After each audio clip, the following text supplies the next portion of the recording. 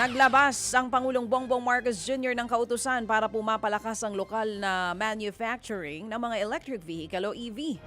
Nilagdaan nga po ng Pangulo ang Executive Order number 121 na nagtatatag ng Electric Vehicle Incentive Strategy Program para makaakit po ng mas maraming investment. Sa ilalim ng programa, pwedeng magrehistro ang isang manufacturer ng hanggang 2 EV model para sa fixed investment support o production volume incentives.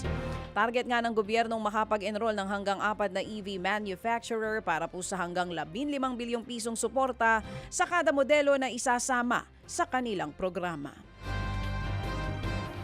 Dapat namang sundan ang pangmatagalang solusyon ng pagtanggal po ng system loss charges at value-added tax mula sa bill ng ating mga consumer.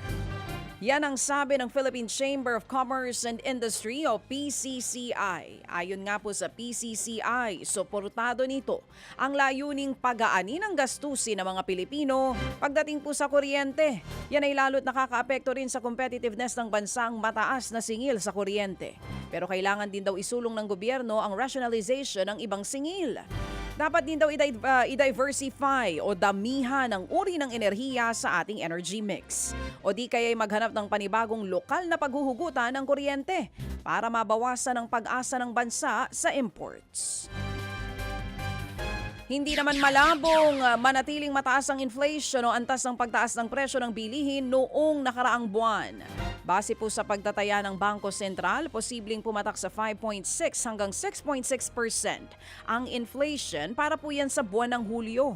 Ayon po sa BSP, posibleng nakatulak sa inflation ang mataas pa ring presyo ng petrolyo, mas mahal na kuryente at tumataas nga na presyo ng isda. Hindi rin daw nakatulong ang paghina ng piso kontra US dollar, pero posibleng mahila pa raw ito ng mas murang bigas, karne, gulay at maging ng prutas.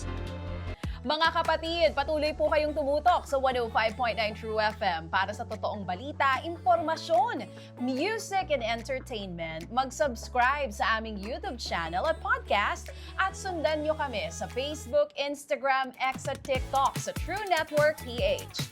Bisitahin din po ang aming official website, truefm.ph. At panoorin din kami sa True TV Signal, Channel 19. Kami po ang 105.9 True FM. Laging true sa'yo, kapatid.